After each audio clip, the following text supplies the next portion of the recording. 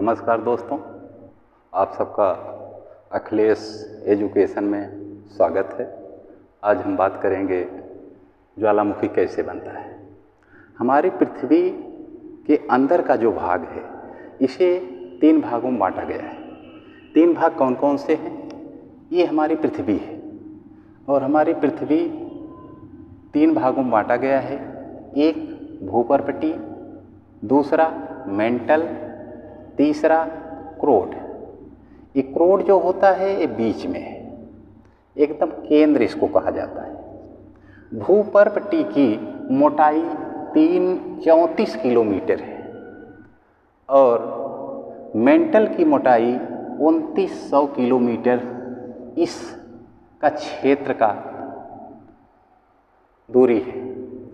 और क्रोड जो है ये क्रोड 16% भाग पर है। ये समस्त पृथ्वी पर 5 महासागर और 7 महाद्वीप पाए जाते हैं।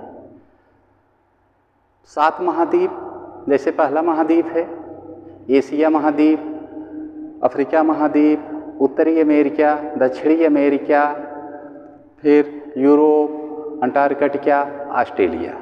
और 5 महासागर भी हैं, प्रशांत महासागर, अटलांटिक महासागर, हिंद महासागर, उत्तरी सागर, दक्षिणी सागर। ये 5 महासागर भी हैं जो कि समस्त पृथ्वी पर 71% भाग जल से घिरा है और 29% भाग पर महाद्वीप हैं। हम आज बात करेंगे ज्वालामुखी कैसे बनता है। ये जो मेंटल वाला भाग है, मेंटल यहाँ का तापमान 6000 डिग्री सेंटीग्रेड है और 6000 डिग्री सेंटीग्रेड तापमान होने के कारण यहाँ जो मिट्टियाँ हैं, जो सैल है, सैल उसे कहते हैं चीका मिट्टी, कंकड़, पत्थर सबको मिलाकर के सैल कहते हैं। और ये सैल इतना ज़्यादा टेम्परेचर होने के कारण ये तरल पदार्थ की तरह तैरता है और जब तैरता है तो कंपन होता है। कंपन क्यों होता है? क्योंकि तापमान ज़्यादा है और साथ साथ में इसके ऊपर दबाव भी है। दाब और ताप के कारण।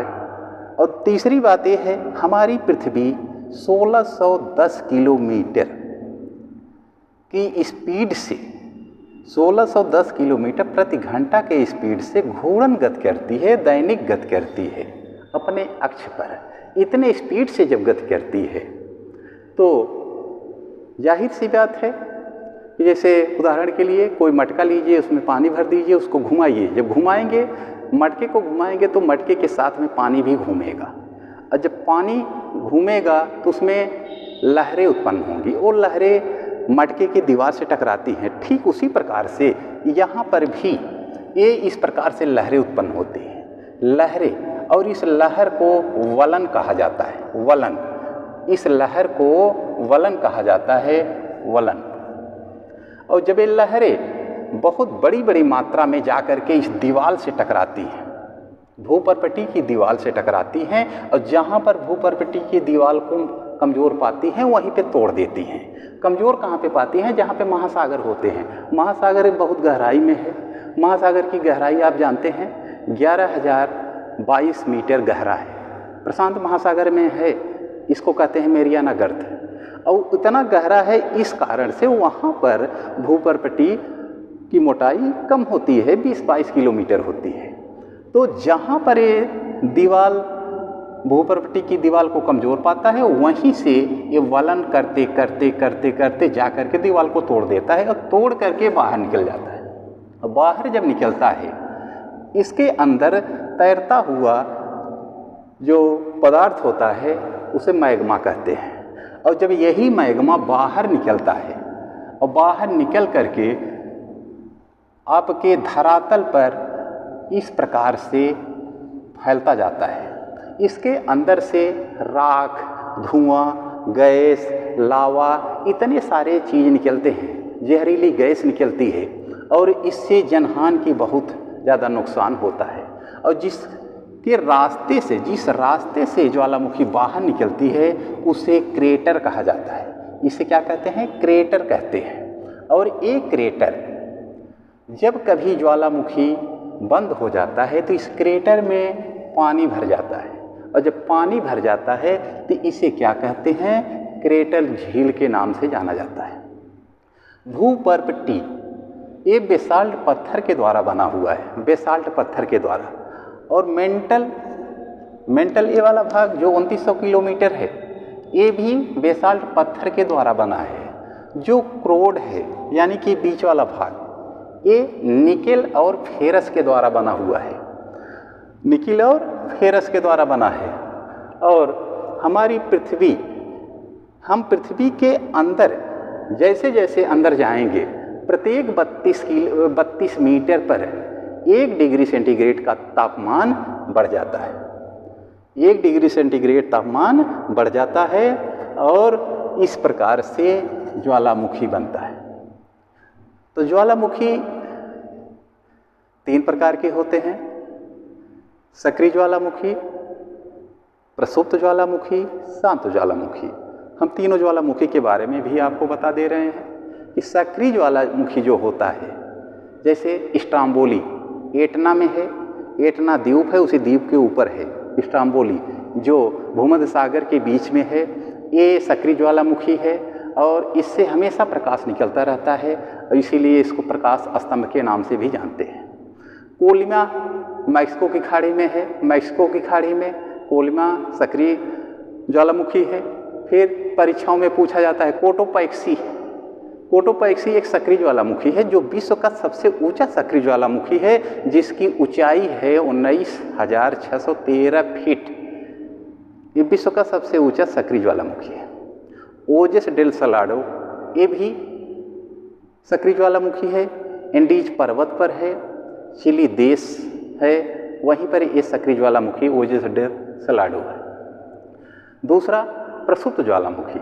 प्रसुप्त ज्वालामुखी, प्रसुप्त उसे कहते हैं जो कभी जग जाए कभी सो जाए, कभी जग जाए कभी सो जाए, यानी कि कभी ये ज्वालामुखी बाहर निकलता है, कभी बंद हो जाता है, फिर कभी भविष्य में आगे ज्वालामुखी निकलने लगता है।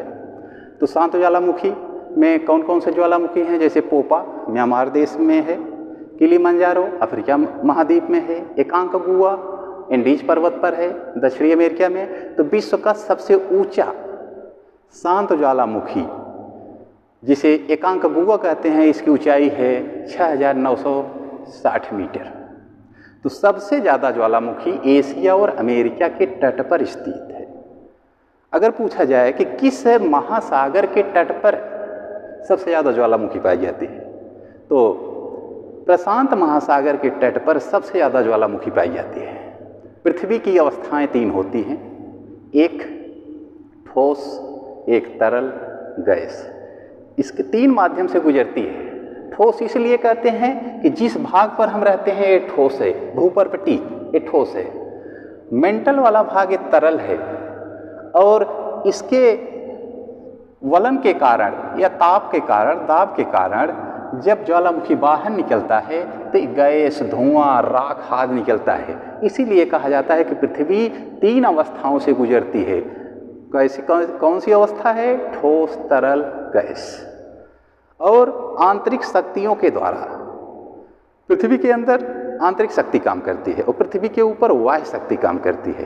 पृथ्वी के अंदर जो आंतरिक शक्तियाँ होती हैं, इन शक्तियों के कारण भूकंप, ज्वालामुखी, बलित पर्वत किसे कहते हैं? बलित पर्वत ये आंतरिक शक्तियों के कारण धरती के नीचे, इसी प्रकार से वो भी धरती के अंदर से ऊपर आता है महासागरों में। जैसे उदाहरण है बलित पर्वत का हिमालय पर्वत, राकी पर्वत, एंडीज पर्वत, ये बलित पर्वत के उदाहरण हैं। हमारे पूरे विश्व में सबसे बड़ी पर्वत श्रेणी, सबसे लंबी पर्वत श्रेणी एंडीज पर्वत श्रेणी है। दूसरे नंबर पर राकी पर्वत श्रेणी है। तीसरे नंबर पर आपका हिमालय की श्रेणी है। दोस्तों, आज हम आप सबको ज्वालामुखी कैसे बनता है इसके बारे में बता रहे थे, और ये सब इस प्रकार से हम आपको बता रहे थे। हम आपसे एक प्रश्न पूछ रहे हैं, इसका उत्तर आप सब कमेंट बॉक्स में दीजिएगा। आज का प्रश्न है कि कौन सा ऐसा महाद्वीप है जिस महाद्वीप में एक भी ज्वालामुखी नहीं पाया जाता है। इस प्रश्न का उत्तर आप कमेंट बॉक्स में दीजिएगा। अगर दोस्तों अच्छा लगा हो तो आप एक लाइक ज़रूर कीजिएगा। धन्यवाद।